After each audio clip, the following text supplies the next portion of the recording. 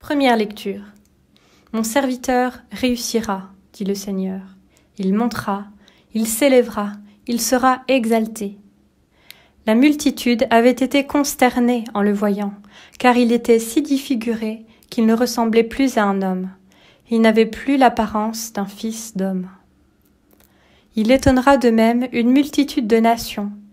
Devant lui, les rois resteront bouche bée, car ils verront ce que, jamais, on ne leur avait dit.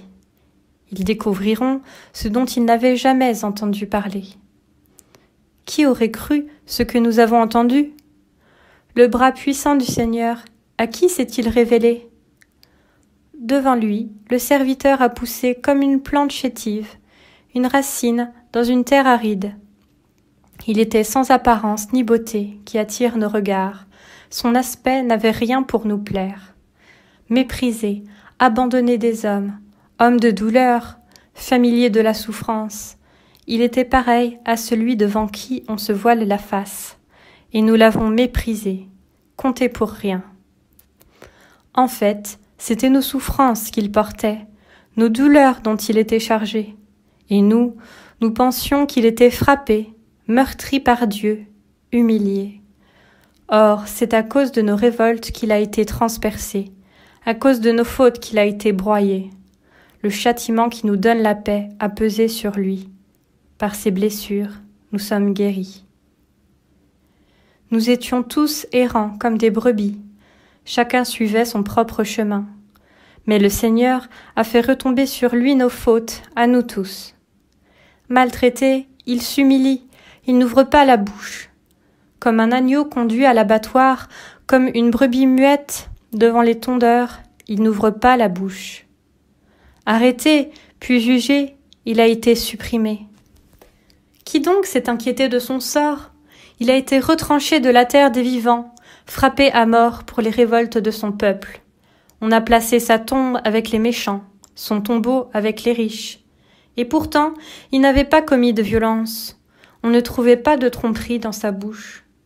Broyé par la souffrance, il a plu au Seigneur. S'il remet sa vie en sacrifice de réparation, il verra une descendance. Il prolongera ses jours. Par lui, ce qui plaît au Seigneur réussira. Par suite de ses tourments, il verra la lumière, la connaissance le comblera. Le juste, mon serviteur, justifiera les multitudes, il se chargera de leurs fautes. C'est pourquoi, parmi les grands, je lui donnerai sa part. Avec les puissants, il partagera le butin, car il s'est dépouillé lui-même jusqu'à la mort. et il a été compté avec les pécheurs, alors qu'il portait le péché des multitudes et qu'il intercédait pour les pécheurs. Parole du Seigneur.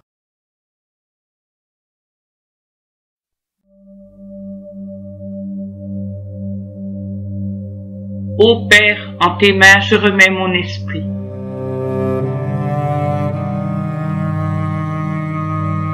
En toi, Seigneur, j'ai mon refuge. Garde-moi d'être humilié pour toujours. En tes mains je remets mon esprit. Tu me rachètes, Seigneur, Dieu de vérité.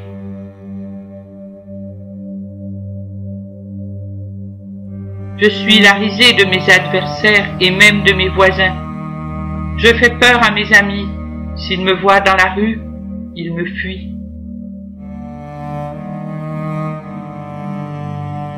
On m'ignore comme un mort oublié, comme une chose qu'on jette. J'entends les calomnies de la foule, ils s'accordent pour m'ôter la vie.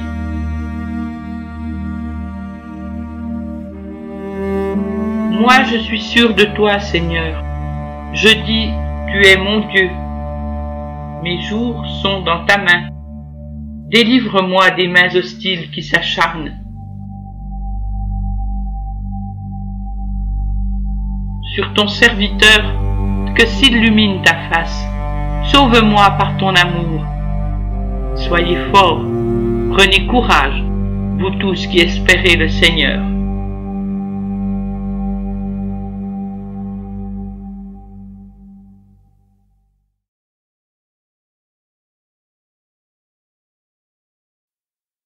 Deuxième lecture.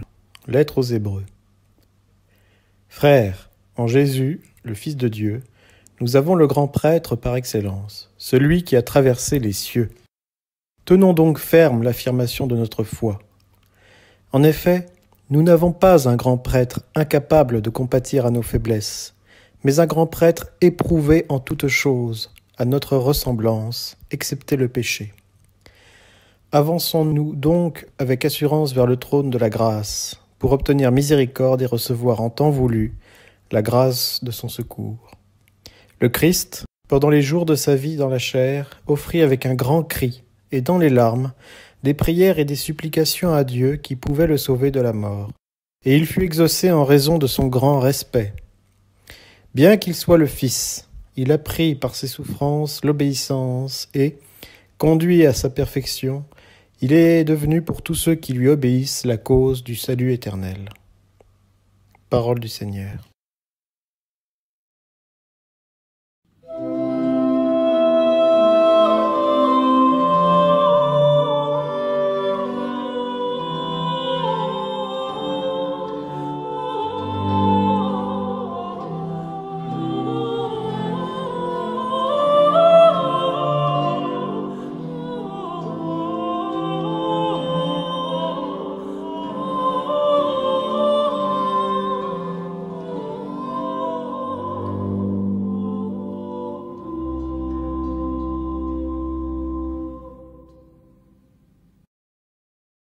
Jamais comme en cette semaine sainte 2020, nous n'avons aussi bien compris le sens des paroles de la prière eucharistique.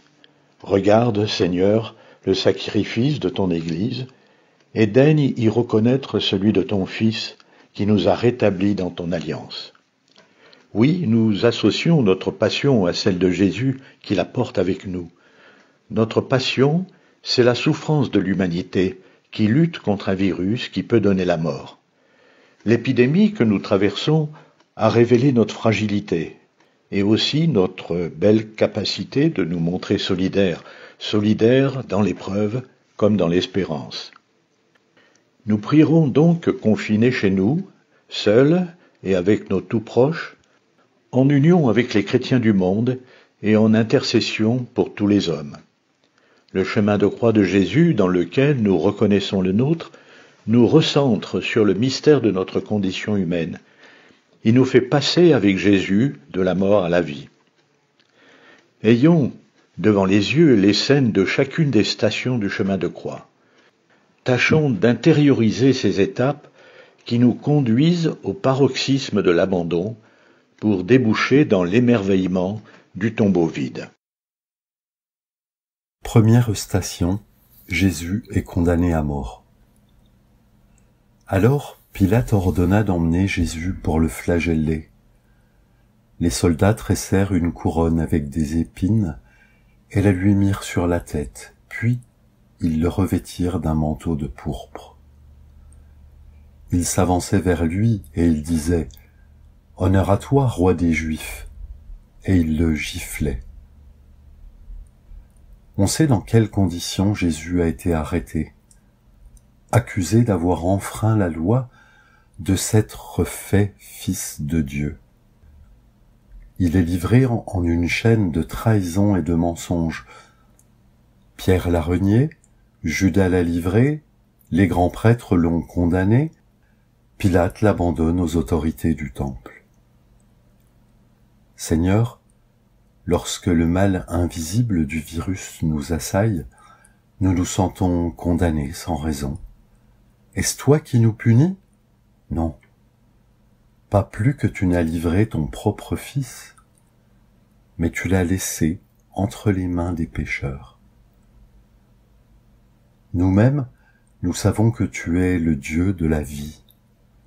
Nous savons aussi que notre existence en ce monde est précaire, à la merci de nos conditionnements physiques et sociaux.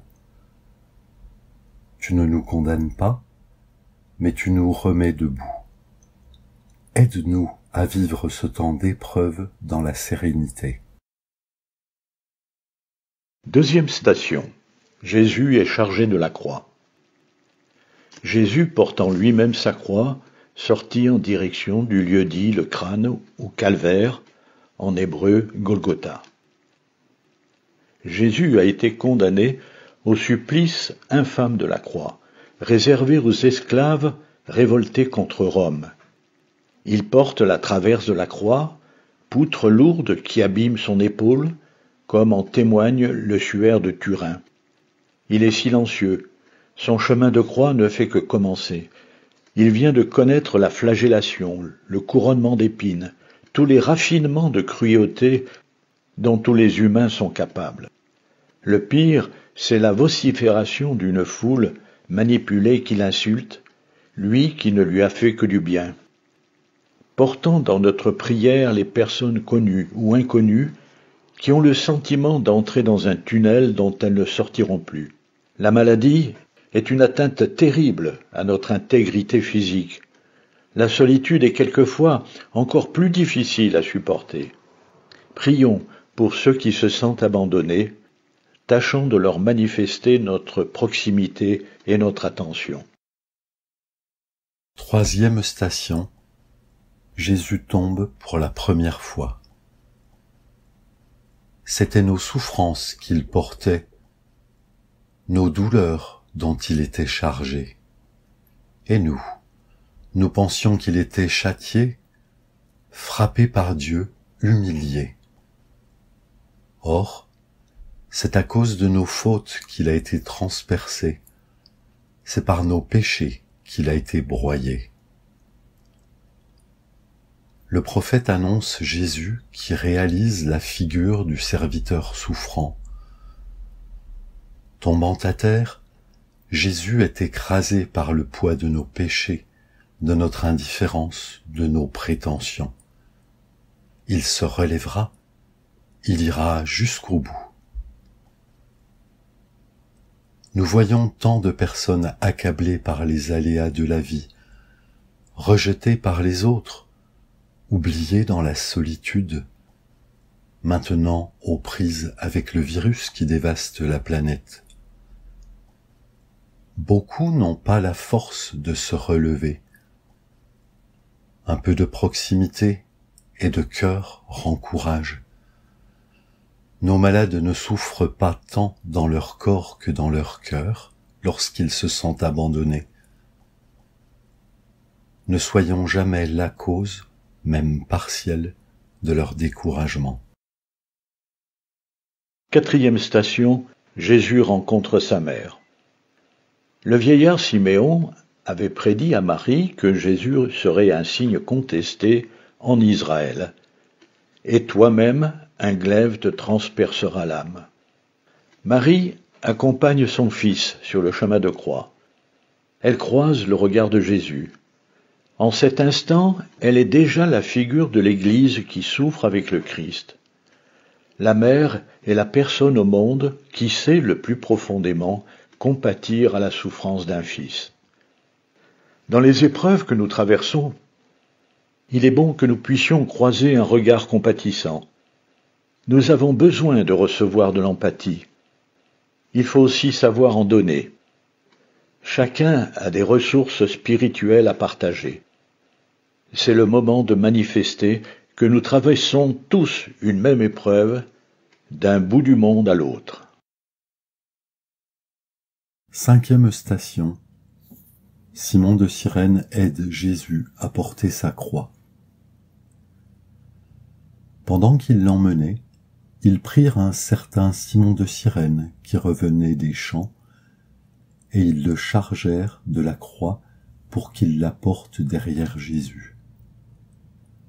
Le peuple, en grande foule, le suivait, ainsi que des femmes qui se frappaient la poitrine et se lamentaient sur Jésus.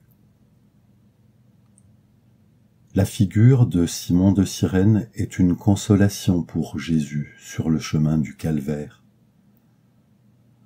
Enfin, un être compatissant, un soutien, un humain au milieu de tant d'inhumanité. Jésus trouve des appuis dans le peuple. Soyons celui ou celle qui apporte un soulagement aux personnes en détresse. Associons à notre prière les personnels de santé qui se dépensent sans compter au service des malades du coronavirus. Remercions Dieu pour l'extraordinaire solidarité organisée et spontanée qui se manifeste autour de nous. Nous exprimons notre gratitude au personnel soignant, à toutes les offres de services qui se manifestent autour de nous pour faire face à ce défi. 6e station, Véronique essuie le visage de Jésus. Le voyant de l'Apocalypse annonce le temps de la consolation. Dieu, avec eux, sera leur Dieu. Il essuiera toute larme de leurs yeux, et la mort ne sera plus, et il n'y aura plus ni deuil, ni cri, ni douleur. Cette femme de Jérusalem, qui essuie le visage de Jésus, recevra le nom de Véronique. Vraie icône, car les traits de Jésus sont restés imprimés sur le linge. Son geste de solidarité avec Jésus fait d'elle l'expression de notre humanité, capable d'amour au cœur même de la souffrance. Avons-nous réfléchi au geste qui soulagera un proche, un coup de téléphone, un SMS, un mail? Nos moyens de communication permettent de maintenir le contact alors même que nous sommes éloignés les uns des autres. 7e station. Jésus tombe pour la 2e fois. Tomber est souvent une expression du péché, comme tomber en tentation, tomber dans le malheur. Priez pour ne pas entrer en tentation, avait dit Jésus aux disciples au mont des Oliviers. Jésus tombe sous le poids de la croix, solidaire des pécheurs. Ne nous résignons jamais à la chute. Toute notre foi consiste à nous accrocher à celui qui est venu pour nous relever. Jésus, chargé de nos péchés, tombe à terre pour que nous, pécheurs, soyons par lui remis debout et libérés.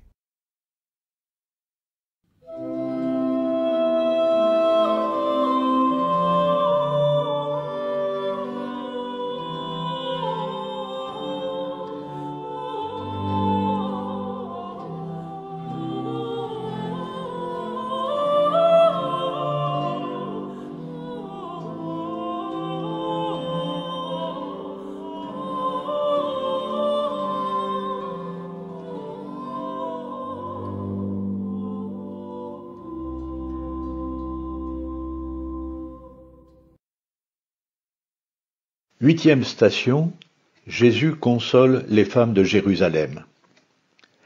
Il était suivi d'une grande multitude du peuple, entre autres de femmes qui se frappaient la poitrine et se lamentaient sur lui. Jésus se tourna vers elles et leur dit « Filles de Jérusalem, ne pleurez pas sur moi, mais pleurez sur vous-mêmes et sur vos enfants. » Jésus, le condamné, trouve l'énergie pour s'inquiéter des personnes qui l'entourent à ce moment-là.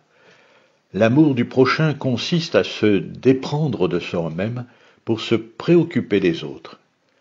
Jésus montre encore une fois qu'il nous a aimés jusqu'à l'extrême. En ce temps de désarroi, cherchons à consoler les personnes qui perdent pied dans leur isolement forcé, le manque de relations, les incertitudes du lendemain.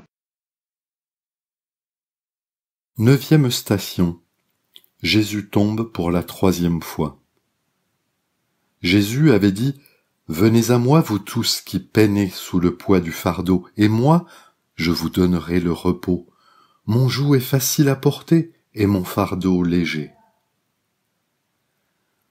En voyant Jésus subir une 3e chute, nous nous souvenons qu'il est venu se charger du fardeau de nos vies. Le fardeau qu'il nous impose, une vie d'amour de Dieu et du prochain, est un fardeau léger qui nous fait grandir. Le fardeau dont nous avons chargé Jésus est celui de nos méchancetés et de nos infidélités. Lui tombe, grâce à lui, nous nous relèverons. Nos efforts pastoraux pour rapprocher le Christ de nos contemporains ont souvent l'aspect d'un échec. Seigneur, ne nous laisse pas céder au découragement. 10e station, Jésus est dépouillé de ses vêtements. Lui qui était dans la condition de Dieu, il n'a pas jugé bon de revendiquer son droit d'être traité à l'égal de Dieu, mais au contraire, il se dépouilla lui-même en prenant la condition de serviteur. Devenu semblable aux hommes et reconnu comme un homme à son comportement, il s'est abaissé lui-même en devenant obéissant jusqu'à mourir et à mourir sur une croix. Jésus, dépouillé de ses vêtements, comble de l'humiliation. Voilà jusqu'où va la kénose, le mouvement de don de soi, qui est aussi dépossession de soi. Jésus a abandonné la gloire de sa condition divine pour que notre condition humaine ne finisse pas dans le néant. Dans son abaissement qui va jusqu'à la mort sur la croix, Jésus prend le contre-pied d'Adam, qui croyait se faire l'égal de Dieu. Les hommes tournent en dérision celui qui les sauve de leur aveuglement. Pensons à toutes les victimes d'injustice données en pâture à la vindicte populaire. 11e station. Jésus est cloué sur la croix. C'est là au Golgotha qu'ils le crucifièrent ainsi que 2 autres, un de chaque côté et au milieu Jésus. Pilate avait rédigé un écriteau qu'il fit placer sur la croix. Il portait cette inscription « Jésus, le Nazaréen, le roi des Juifs ». La mécanique du système pénal romain se déroule. Elle a ses exécutants et ses ordonnateurs.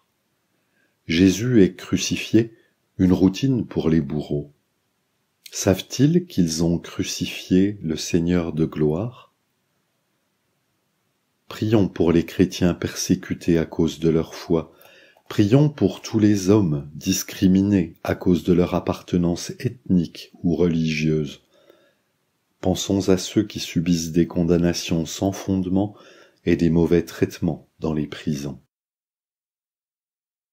12e station, Jésus meurt sur la croix. Voici les 7 paroles de Jésus en croix. Père, pardonne-leur, car ils ne savent pas ce qu'ils font. En vérité, je te le dis, aujourd'hui tu seras avec moi dans le paradis. Parole adressée à un des 2 malfaiteurs. Femme, voici ton fils, et à Jean, voici ta mère. Mon Dieu, pourquoi m'as-tu abandonné ? J'ai soif. Tout est achevé. Père, entre tes mains je remets mon esprit. Méditons en silence devant Jésus mort sur la croix. Saint Paul disait « Nous prêchons un Messie crucifié, scandale pour les Juifs, folie pour les païens, mais pour ceux qui sont appelés tant Juifs que Grecs, il est Christ, puissance de Dieu et sagesse de Dieu. »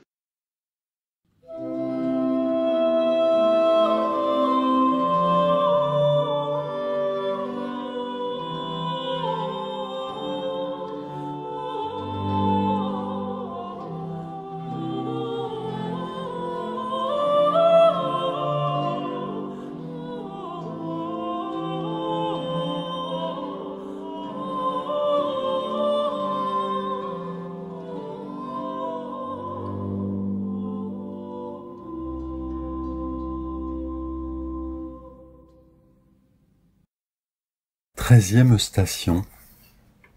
Jésus est descendu de la croix.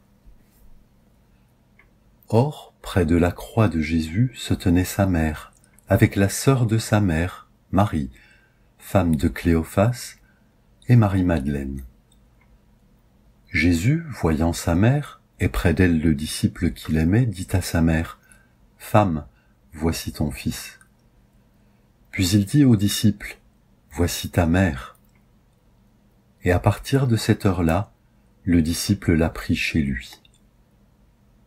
Un des soldats, avec sa lance, lui perça le côté, et aussitôt il en sortit du sang et de l'eau. Du sacrifice de la croix jaillit l'Église que nous formons. L'eau et le sang, le baptême et l'Eucharistie. Le disciple bien-aimé, figure de l'Église, prend la place du Fils. Marie devient mère de l'Église pour l'enfanter sans cesse dans la fidélité au Seigneur.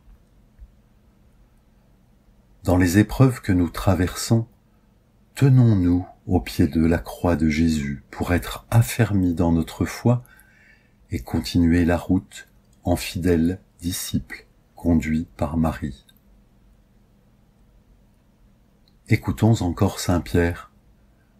Dans son corps, il a porté nos péchés sur le bois de la croix, afin que nous puissions mourir à nos péchés et vivre dans la justice. C'est par ces blessures que vous avez été guéris. Vous étiez errants comme des brebis, mais à présent, vous êtes revenus vers le berger qui veille sur vous. 14e station. Jésus est mis au tombeau. Après cela, Joseph d'Arimathie, qui était disciple de Jésus, mais en secret par peur des Juifs, demanda à Pilate de pouvoir enlever le corps de Jésus. Et Pilate le permit. Joseph vint donc enlever le corps de Jésus. Ils prirent le corps de Jésus et ils l'enveloppèrent d'un linceul en employant les aromates selon la manière juive d'ensevelir les morts. Près du lieu où Jésus avait été crucifié, il y avait un jardin, et dans ce jardin, un tombeau neuf, dans lequel on n'avait encore mis personne. C'est là qu'ils déposèrent Jésus. Le mystère du Samedi Saint, c'est la descente de Jésus au séjour des morts pour en délivrer tous les captifs, l'humanité des justes morts avant lui depuis Adam. C'est alors qu'il est allé prêcher, même aux esprits en prison, aux rebelles d'autrefois. Nous pensons aux victimes de l'épidémie, enterrées sans cérémonie ou incinérées d'office. Qu'elles soient au moins accompagnées de notre pensée et de notre prière. Nous pensons à tous ceux qui meurent sans entendre une parole d'espérance, pour ceux qui ne croient pas en la vie éternelle. Pour tous, Jésus est mort pour ressusciter avec tous. Ayons confiance en la miséricorde de Dieu. La résurrection. Avec l'apôtre, courons au tombeau pour découvrir qu'il est vide. Que personne autour de nous ne cède à la désespérance. Jésus, ressuscité, fait de nos chemins de croix des chemins d'espérance.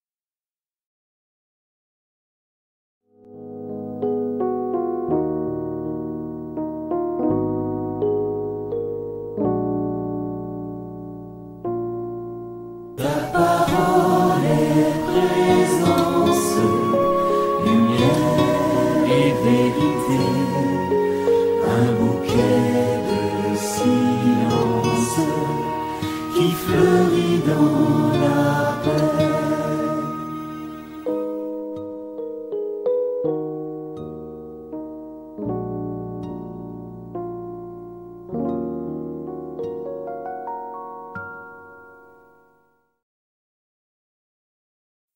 La passion de notre Seigneur Jésus-Christ dans l'évangile de Jean au chapitre 18e. En ce temps-là, après le repas, Jésus sortit avec ses disciples et traversa le torrent du Cédron. Il y avait là un jardin dans lequel il entra avec ses disciples. Judas, qui le livrait, connaissait l'endroit lui aussi, car Jésus et ses disciples s'y étaient souvent réunis. Judas, avec un détachement de soldats ainsi que des gardes envoyés par les grands prêtres et les pharisiens, arrive à cet endroit. Ils avaient des lanternes, des torches et des armes. Alors Jésus, sachant tout ce qui allait lui arriver, s'avança et leur dit « Qui cherchez-vous » Ils lui répondirent « Jésus le Nazaréen ». Il leur dit « C'est moi, je le suis ». Judas, qui le livrait, se tenait avec eux. Quand Jésus leur répondit « C'est moi, je le suis », ils reculèrent et ils tombèrent à terre. Il leur demanda de nouveau « Qui cherchez-vous » ? Jésus le Nazaréen. Je vous l'ai dit, c'est moi, je le suis. Si c'est bien moi que vous cherchez, cela laissez-les repartir. Ainsi s'accomplissait la parole qu'il avait dite, « Je n'ai perdu aucun de ceux que tu m'as donnés. » Or, Simon-Pierre, qui avait une épée, la tira, frappa le serviteur du grand prêtre et lui coupa l'oreille droite. Le nom de ce serviteur était Malchus. Jésus dit à Pierre, « Remets ton épée au fourreau. La coupe que m'a donnée le Père, vais-je refuser de la boire ?» Alors la troupe, le commandant et les gardes juifs se saisirent de Jésus, le ligottèrent. Ils l'emmenèrent d'abord chez Han, beau-père de Caïphe, qui était grand prêtre cette année-là. Caïphe était celui qui avait donné aux Juifs ce conseil: « Il vaut mieux qu'un seul homme meure pour le peuple. » Or, Simon-Pierre, ainsi qu'un autre disciple, suivait Jésus. Comme ce disciple était connu du grand prêtre, il entra avec Jésus dans le palais du grand prêtre. Pierre se tenait près de la porte, dehors. Alors l'autre disciple, celui qui était connu du grand prêtre, sortit, dit un mot à la servante qui gardait la porte, et fit entrer Pierre. Cette jeune servante dit alors à Pierre, « N'es-tu pas, toi aussi, l'un des disciples de cet homme ?» Il répondit, « Non, je ne le suis pas. » Les serviteurs et les gardes se tenaient là. Comme il faisait froid, ils avaient fait un feu de braise pour se réchauffer. Pierre était avec eux en train de se chauffer. Le grand prêtre interrogea Jésus sur ses disciples et sur son enseignement. Jésus lui répondit, « Moi j'ai parlé au monde ouvertement, j'ai toujours enseigné à la synagogue et dans le temple, là où tous les Juifs se réunissent, et je n'ai jamais parlé en cachette. Pourquoi m'interroges-tu ?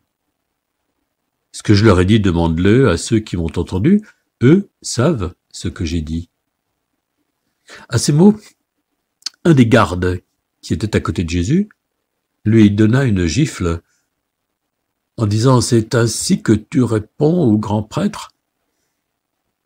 Jésus lui répliqua « Si j'ai mal parlé, montre ce que j'ai dit de mal. Mais si j'ai bien parlé, pourquoi me frappes-tu » Puis Anne l'envoya, toujours ligoté, au grand prêtre Caïphe. Simon-Pierre était donc en train de se chauffer.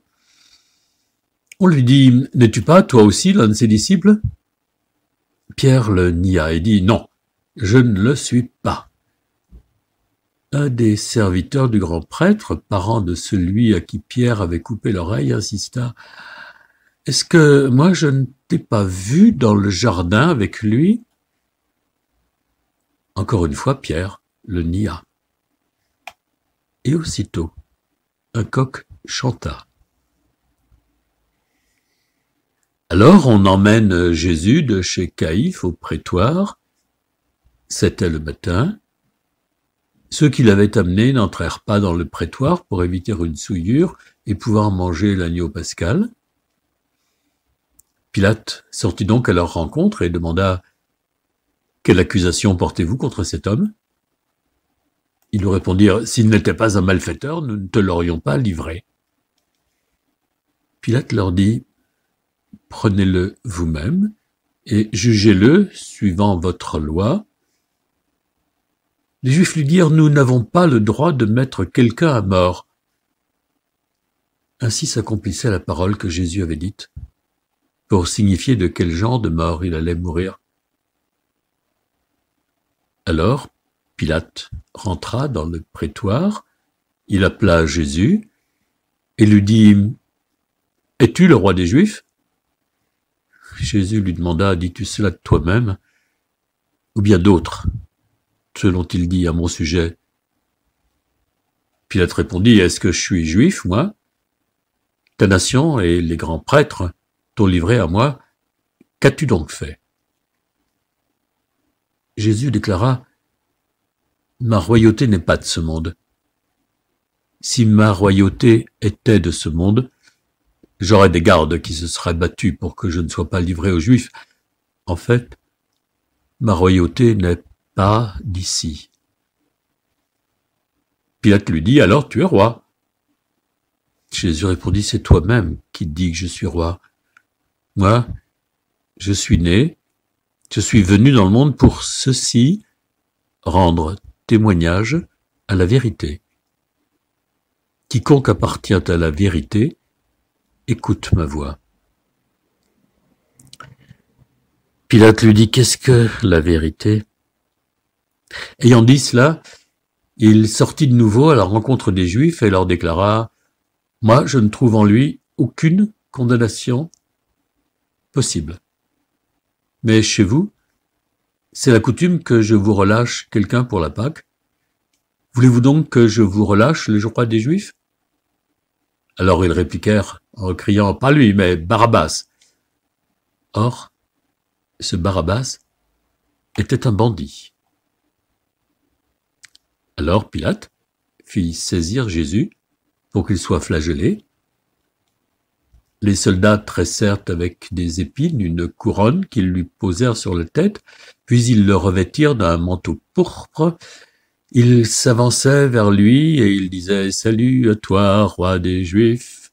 et ils le giflaient. Pilate, de nouveau, sortit dehors et leur dit « Voyez, je vous l'amène dehors pour que vous sachiez que je ne trouve en lui aucun motif de condamnation. » Jésus donc sortit dehors, portant la couronne d'épines et le manteau pourpre, et Pilate leur déclara « Voici l'homme. »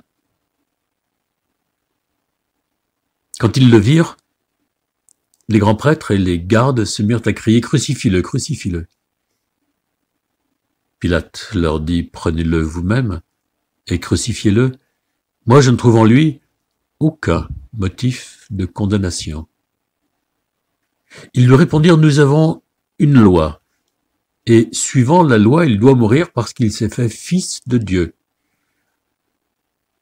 Quand Pilate entendit ces paroles, il redoubla de crainte. Il rentra dans le prétoire et dit à Jésus « D'où es-tu » Jésus ne lui fit aucune réponse. Pilate lui dit alors « Tu refuses de me parler à moi ? Ne sais-tu pas que j'ai pouvoir de te relâcher et pouvoir de te crucifier ?» Jésus répondit, « Tu n'aurais aucun pouvoir sur moi si tu ne l'avais reçu d'en haut. C'est pourquoi celui qui m'a livré à toi porte un péché plus grand. » Dès lors, Pilate cherchait à le relâcher, mais des Juifs se mirent à crier, « Si tu relâches, tu n'es pas un ami de l'empereur. Quiconque se fait roi s'oppose à l'empereur. » En entendant ces paroles, Pilate amena Jésus au dehors, il le fit asseoir sur une estrade au lieu dit le dallage, en hébreu Gabbata. C'était le jour de la préparation de la Pâque, vers la 6e heure, environ midi. Pilate dit aux Juifs, « Voici votre roi. » Alors ils crièrent à mort, crucifie-le. Pilate leur dit, « Vais-je crucifier votre roi ?» Les grands prêtres répondirent, « Nous n'avons pas d'autre roi que l'empereur. » Alors, il leur livra Jésus pour qu'il soit crucifié. Ils se saisirent de Jésus, et lui-même, portant sa croix, sortit en direction du lieu dit le crâne, le calvaire, qui se dit en hébreu Golgotha. C'est là qu'ils le crucifièrent, et 2 autres avec lui, un de chaque côté et Jésus au milieu. Pilate avait rédigé un écriteau qu'il fait placer sur la croix. Il était écrit « Jésus le Nazaréen, roi des Juifs ». Beaucoup de Juifs lurent cet écriteau parce que l'endroit où l'on avait crucifié Jésus était proche de la ville et que c'était écrit en hébreu, en latin et en grec. Alors les grands prêtres des Juifs dirent à Pilate, « N'écris pas « roi des Juifs », mais « cet homme a dit « Je suis le roi des Juifs ». Pilate répondit, « Ce que j'ai écrit, je l'ai écrit. » Quand les soldats eurent crucifié Jésus, ils prirent ses habits. Ils en firent 4 parts, une pour chaque soldat. Ils prirent aussi la tunique, c'était une tunique sans couture, tissée tout d'une pièce de haut en bas. Alors ils se dirent entre eux, ne la déchirons pas, désignons par le sort celui qui l'aura. Ainsi s'accomplissait la parole de l'Écriture. Ils se sont partagés mes habits, ils ont tiré au sort mon vêtement. C'est bien ce que firent les soldats. Or, près de la croix, se tenait sa mère et la sœur de sa mère, Marie, femme de Cléophas, et Marie-Madeleine. Jésus, voyant sa mère, et près d'elle le disciple qu'il aimait, dit à sa mère, « Femme, voici ton fils. » Puis il dit au disciple, « Voici ta mère. » Et à partir de cette heure-là, le disciple l'a pris chez lui.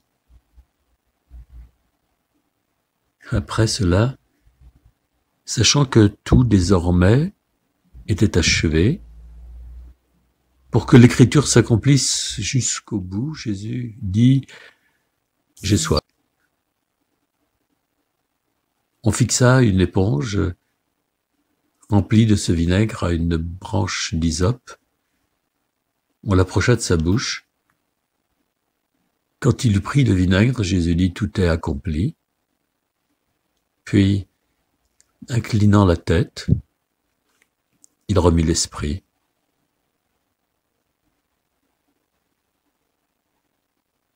Comme c'était le jour de la préparation, c'est-à-dire le vendredi, il ne fallait pas laisser les corps en croix durant le Shabbat, d'autant plus que ce Shabbat était le grand jour de la Pâque. Aussi, les Juifs demandèrent-ils à Pilate qu'on enlève les corps après leur avoir brisé les jambes. Les soldats allèrent donc briser les jambes du premier, puis de l'autre homme crucifié avec Jésus. Quand ils arrivèrent à Jésus, voyant qu'il était déjà mort, ils ne lui brisèrent pas les jambes, mais un des soldats, avec sa lance, lui perça le côté, et aussitôt il en sortit du sang et de l'eau. Celui qui a vu rend témoignage. et son témoignage est véridique. Et celui-là sait qu'il dit vrai, afin que vous aussi, vous croyiez.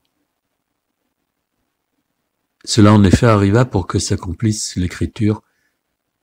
Aucun de ces os ne sera brisé. Et un autre passage de l'Écriture dit encore, ils lèveront les yeux vers celui qu'ils ont transpercé. Après cela, Joseph d'Arimathie, qui était disciple de Jésus, mais en secret, par crainte des Juifs, demanda à Pilate de pouvoir enlever le corps de Jésus, et Pilate le permit. Joseph vint donc enlever le corps de Jésus. Nicodème, celui qui au début était venu trouver Jésus pendant la nuit, vint, lui aussi. Il apportait un mélange de myrrhe et d'aloès, pesant environ 100 livres. Ils prirent donc le corps de Jésus, qu'ils lièrent de linge, en employant les aromates, selon la coutume juive, d'ensevelir les morts. À l'endroit où Jésus avait été crucifié, il y avait un jardin, et dans ce jardin un tombeau neuf, dans lequel on n'avait encore déposé personne, à cause de la préparation de la Pâque juive. Et comme ce tombeau était proche, c'est là qu'ils déposèrent Jésus.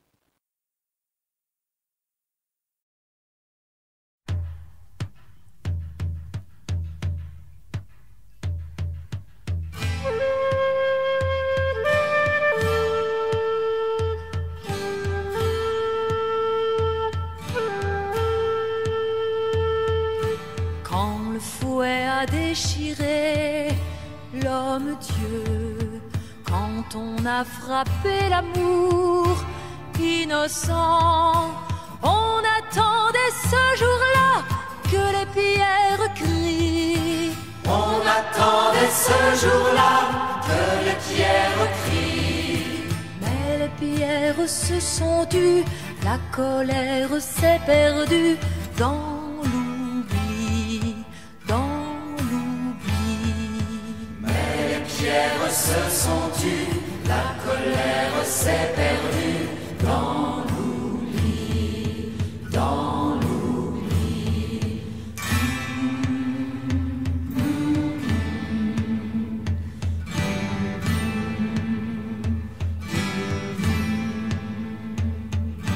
Quand l'épine a couronné l'homme-dieu, quand on a montré l'amour enchaîné, on attendait ce jour-là que les pierres crient. On attendait ce jour-là que les pierres crient.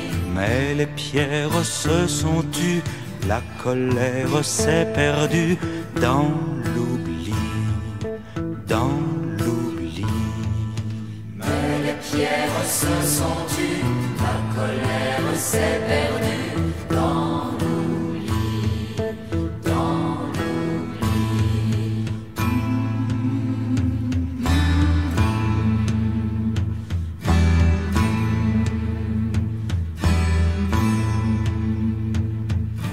Quand on a cloué au bois l'homme-dieu, quand on a dressé l'amour sur la croix, on attendait ce jour-là que s'ouvre le ciel. On attendait ce jour-là que s'ouvre le ciel. Le ciel n'a pas répondu, la prière s'est perdue dans la nuit, dans la nuit. Le ciel n'a pas répondu, la prière s'est perdue dans la nuit, dans la nuit.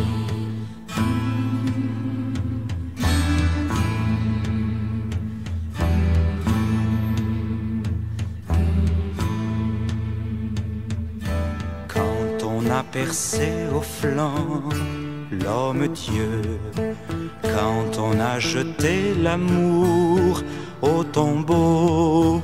On attendait ce jour-là que s'ouvre le ciel. On attendait ce jour-là que s'ouvre le ciel. Le ciel n'a pas répondu, la prière s'est perdue dans la nuit, dans la nuit. Le ciel n'a pas répondu, la prière s'est perdue dans la nuit, dans la nuit.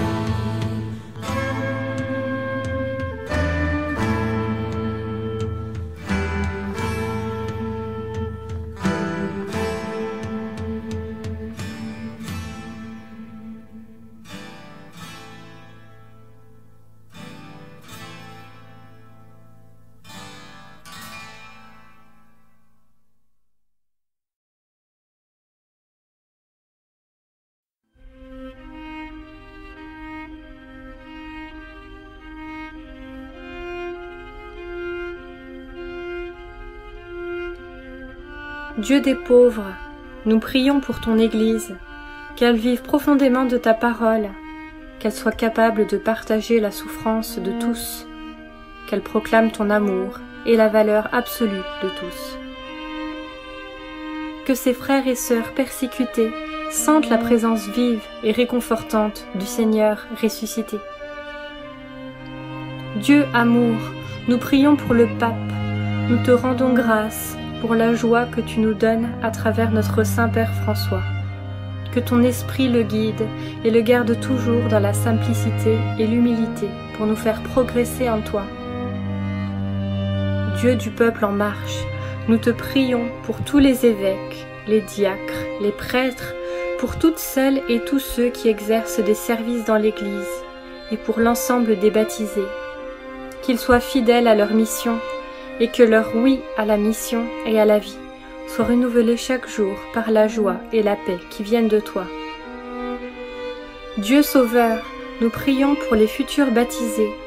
Sois toujours à côté d'eux pendant les jours ensoleillés et les nuits profondes de la foi. Que ton esprit les immerge dans la joie d'une vie nouvelle, d'une vie filiale, qu'ils aient toujours des frères qui marchent avec eux.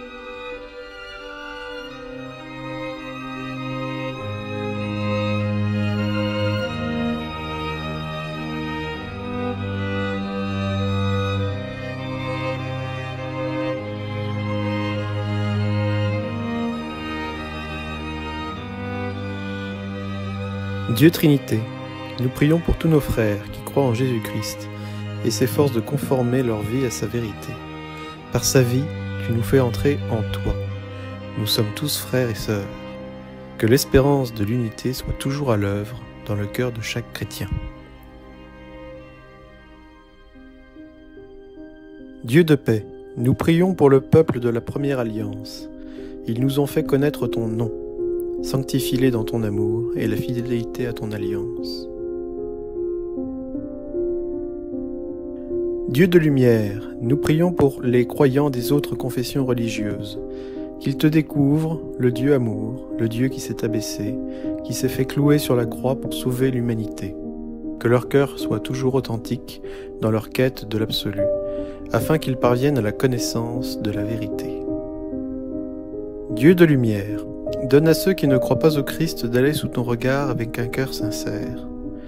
Et donne-nous de mieux nous aimer les uns les autres pour être dans le monde de vrais témoins de ton amour. Dieu de solidarité, nous prions pour tous les hommes et les femmes de la terre. Tu les as créés pour qu'ils te cherchent de tout leur cœur et que leur cœur s'apaise en te trouvant. Fais qu'au milieu des difficultés de ce monde, tous puissent discerner les signes de ta bonté et rencontrer des témoins de ta miséricorde.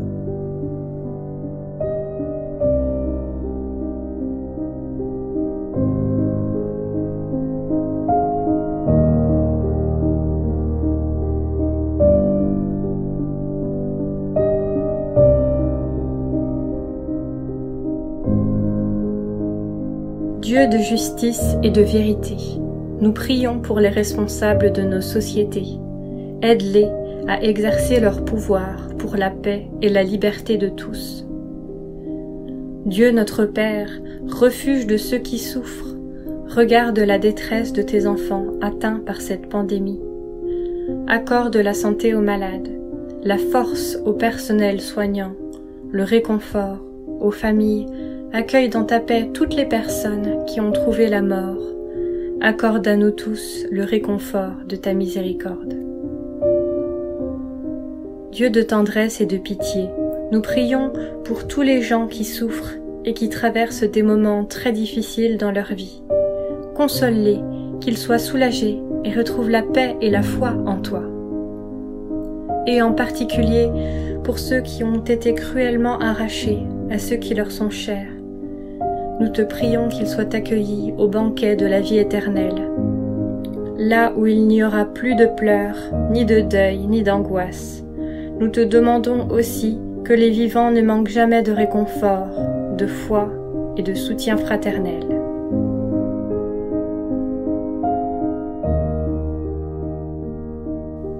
Dieu de communication éternelle, que la vénération du bois de la croix en ce vendredi saint nous aide à entrer, année après année, dans le mystère de ton amour grâce à ton Fils qui est venu nous conduire de la mort à la vie dans la puissance créatrice de ton esprit pour les siècles des siècles. Amen.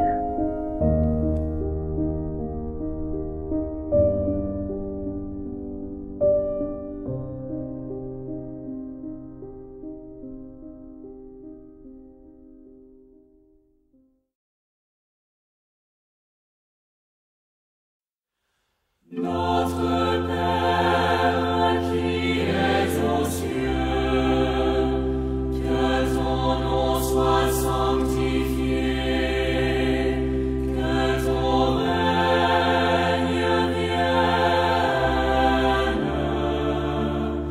que ta volonté soit faite sur la terre comme au ciel. Aujourd'hui notre pain de ce jour, pardonne-nous nos offenses, comme nous pardonnons aussi à ceux qui nous ont offensés, et ne nous laisse pas entrer en tentation, mais délivre-nous.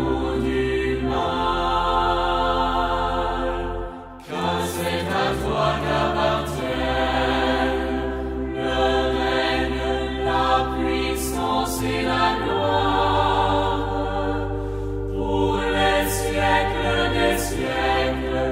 Amen.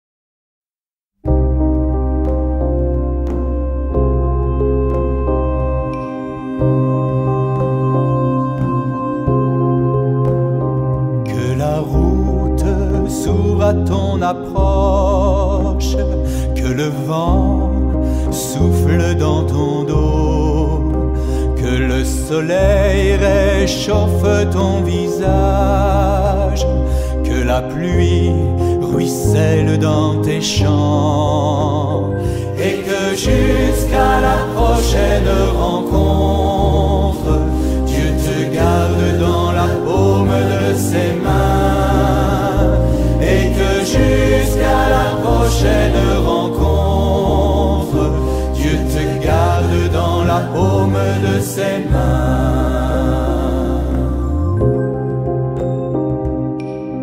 Prends la route sans attendre, amis, frères ou étrangers, écoute le murmure du blé qui lève, il est plus fort que le fracas des murs qui s'écroulent. Prends la route sans attendre, les défis du monde sont dans tes mains. Choisis de grandir, de prendre la parole. Aujourd'hui, c'est déjà demain.